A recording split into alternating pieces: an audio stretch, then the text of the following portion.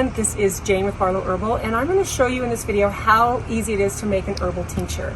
So we're not talking about an extract that has water and glycerin and maybe some alcohol, but we're talking about a pure concentrated tincture, which is basically 100% alcohol. So I've got some ready to filter here, and I've got some ready to make here. So before we start, I just kind of want to let you know that there's some really important things you need to know about percentage of alcohol to herb ratio, and this is where I think people get confused. So if you want a what's called 1-to-1 menstruum, which is herb to alcohol ratio, you need to think about the weight. So right here, this is some herb I'm going to do. This is Pata Arco. This I got from Star West Botanicals. This right here is 1 pound, and this is a little bit fluffy. You can see like how much that takes up. But if you were to take and you wanted a 1-to-1, you would need to do 8 pounds of Pata Arco, because 1 gallon of alcohol weighs 8 pounds. So what we typically do, we don't usually do a 1-to-1, we do a 1-to-2. So there's 1 part alcohol, or one part herb to 2 parts alcohol. So that basically means I'm going to use 4 pounds of herb in 1 gallon of alcohol. So then I've literally got 8 pounds of liquid to 4 pounds of herb. Now you're not going to always be able to do that as far as through one menstruation. You're going to have to filter things 2 or 3 times, and even sometimes 4 times, because you can't fit 4 pounds of herbs into 1 empty gallon. So if you need clarification, I'm going to put this below so you'll kind of get a really good idea of what that means, because that sometimes is the most confusing part about making an herb and the ratio of herb to alcohol. So I brought these out because this is ginseng, and this is, I actually wasn't able to get the ginseng root in a cut and sifted form when I needed it. So I actually got ginseng powder, and you can see how it's all filtered through here, but the powder sits at the bottom, and this is 1 pound, and this is actually through its final maceration. So I actually did this 4 times, and you can see how golden this ginseng is. So what I would do is I would put the ginseng into the bottle.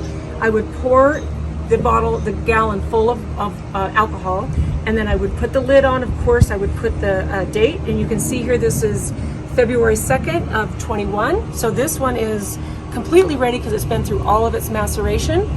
And every day what I would do is I would go, every time I would walk past this little group of tinctures I was doing, I would literally shake it. So you can see how it shakes all the way through it. And just once a day I would shake it, get all the herb off the bottom, and then I would let it sit. And by the end of a few hours, all the herb would sink to the bottom. And that's why you want to shake it once a day. So I'm kind of getting ahead of myself, but that is ginseng. And here, so this one here is Gotu Kola, and you can see how full it is. Now this is a perfect example of needing to do a filter more than once to get a 1-to-2 menstruum. This is 1 pound, and this has also been through its 4th menstruation. So Gotu Kola, this was done on February 1st of this year, and every 30 days I would change it, and this is completely ready to filter in a final, and then actually make it in where it's ready to use in a tincture.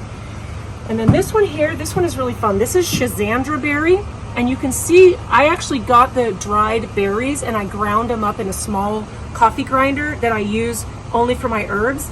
And then I would do the same thing with this. I would shake it every day, and then it went through 4 different extractions, and you can see how dark and pretty that is. And I would just go walk by it once a day, and I would literally shake it, and you can see it comes off the bottom pretty easy. And so there is a little bit of labor intense to this, because if you're going to do a 1-to-2 menstruum and you have fluffy herbs, you're going to do it more than once. Like this literally took 4 months to make into this 1-to-2 tincture. Okay, so we're going to get our Pata Arco started, and I've got here a glass jar. This is a gallon. And I typically do my herbs in gallons when I do them for my own use with my family, because I have a big family, and I make the tinctures, I share them, and I also do herbs that I normally don't have in my product line. I make for my own family use. And so that's what I would suggest that you do, is start getting really comfortable with making an herbal tincture, and just start making them in small batches for your family. So when I first started making tinctures, I would use a quart jar, and this is actually where I would suggest you start, because a gallon is a lot of herb, and this is a lot more user friendly to wrap around your head. Now, what's cool, this in here, the root in here, you can see these are cryptolepis roots, and this actually comes from Africa and has some of the same similar properties as lomatium root. So you can see it's kind of a dark, almost fluorescent yellow, which is so beautiful. You can kind of see when I shake it up, it's kind of got those, the yellow bubbles kind of come. But this one is completely ready to filter as well. So this is where I would suggest you start. Okay, so the first thing I'm gonna do now, this is 1 pound, and I'm gonna only do probably 1 pound at a time, but let's see how much fits in here. So this is Pau d'Arco bark.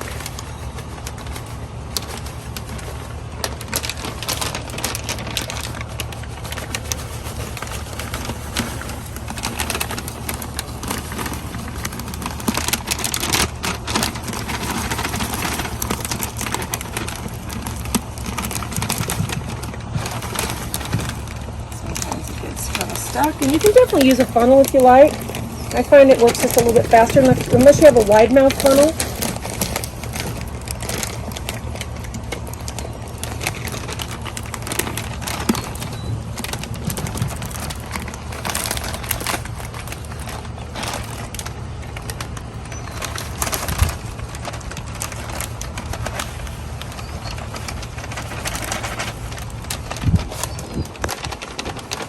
Luckily the wind is blowing, so it's blowing the Pau d'Arco dust away from my face.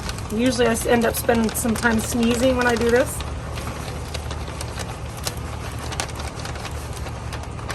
Okay. There we go. Super easy. Okay, so this is a full pound of Pau d'Arco. I am not going to do more than that.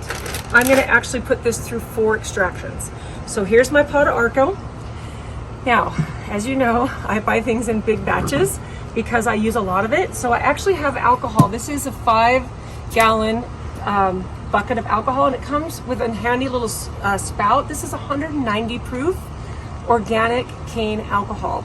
Now you can use something like Everclear or vodka, which a lot of people do when they're making tinctures, is they use Everclear because the strength is very similar. So what I do with this is I just put this underneath here because this is on a nice handy spout, and I basically just turn the alcohol onto it. Now you can, if you're pouring this out of a, say, an Everclear bottle or a vodka bottle, then you just simply take the lid off your vodka or your Everclear and pour it into your tincture. Now what I'm going to do is I'm going to fill this all the way to the top because I want a full gallon when I start. And then I'll give you one more tip too. So when you're, after I filter this, after 30 days, I filter this, and I want to put the second maceration in it, then I'm going to actually fill up the jar all the way full every single time. So I'll put the herb in first, then I'll pour the first maceration that's already the liquid that's been extracted, and then I'll pour it over the top, and then I'll top it off with more alcohol. And I always top it off with more alcohol every single time I put it through a maceration. And you can see it starting to fill up here.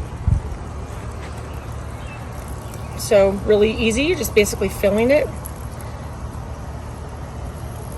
And of course this is going to go much faster if you're using a bottle of Everclear or vodka. It's going to go a lot faster than this little pour spout.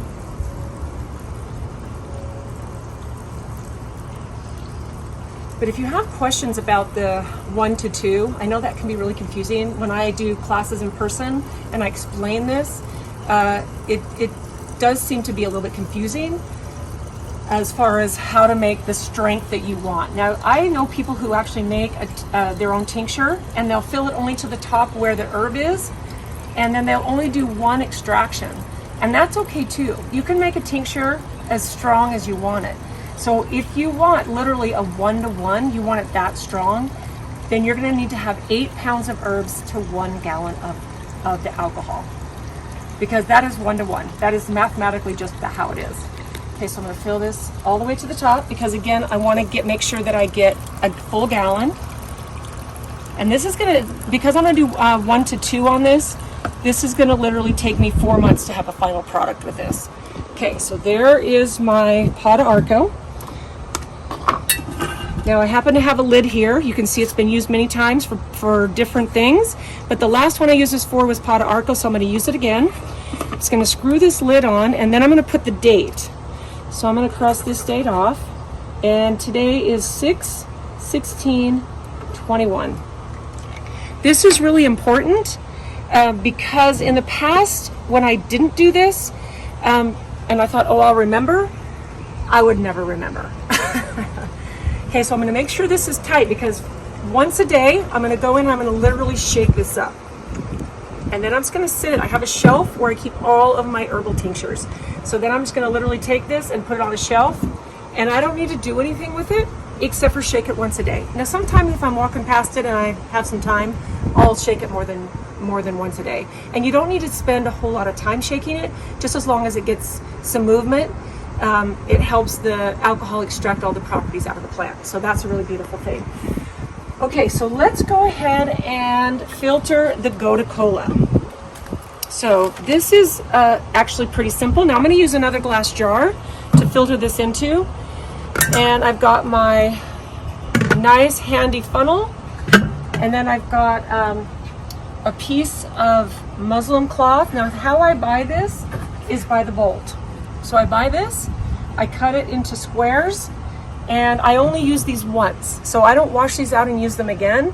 I think you certainly can if you want to, but I've found that I don't want any herb residue on any other herbs that I filter, because I don't want any blending of herbs unless it's something I do on purpose. So this is not a very expensive cloth, and it's really easy to get in almost any fabric store. So then I put this nice little funnel, or this filter over it, so that it'll catch the herb material. And then it's literally this simple. So I'm going to unscrew the lid. This has been, like I said, now going for 4 months, and it's completely ready to go. So I'm just going to take, and I'm going to pour it. You can see what a nice pretty green, and I'm dripping, but that's okay. So here's what I am going to do. I'm going to turn this upside down so that it can literally filter. The alcohol now has got to come down through all of the herb, and you can see it right here, just going into the jar. Whoop. Make sure and hold on, or you're going to make a mess. And it's just filtered, and you can see now how beautiful and dark this is. This Gotu Kola is a 1 to 2 menstruum. So this has been through 4 different filtering. So if this is the first time you're going to filter, this is actually a perfect example. So you're going to filter all the alcohol out. Then what you want to do is get another jar and put the herb in it first. And then you're going to pour this over the herb, and then you're going to top it off with more alcohol. And you're going to do that 4 times with each pound if you want a 1 to 2. And I know I keep talking about that, but to me that's really, really important. And it's really one of those things that depends on your strength. Now, if you wanted to go 1 to 1, simply do that 8 times. Or if you wanted to do it with something that's a powder, like I showed you with this ginseng, you could I would probably do 4 pounds, which you could fit in this, and then cover it with alcohol and go through a couple of menstruations. But then you have 4 pounds of the powder. And sometimes an herb will be a lot more dense than fluffy. This is kind of fluffy, this Gotu Kola, because it's the leaves and it's it's a fluffy part of the plant. But sometimes roots, like this one, is a lot easier. The roots are a lot denser, and it's easier to have a lot more pounds than it is with something that's the leaves or the stems or the flowers. This is a lot easier to get more pounds. So I'm going to probably let this sit for a minute and just finish filtering out. But this filters pretty quickly, and I just usually let it drip. There's still, a few dripping out there. And the thing is, I am one of those people that doesn't like to waste anything. So I will literally let this sit and drip until there's nothing dripping through it. Now, here's a nice thing about tinctures. When you're ready to store these, I would suggest you can either store them in a dark glass bottle, or you can get small bottles and literally put them into small bottles with droppers. But the key is to have something that's airtight if you can, because alcohol will evaporate over long periods of time, or even over short periods of time if it's open to the air. And the last thing you want to do is let all your precious tincture evaporate.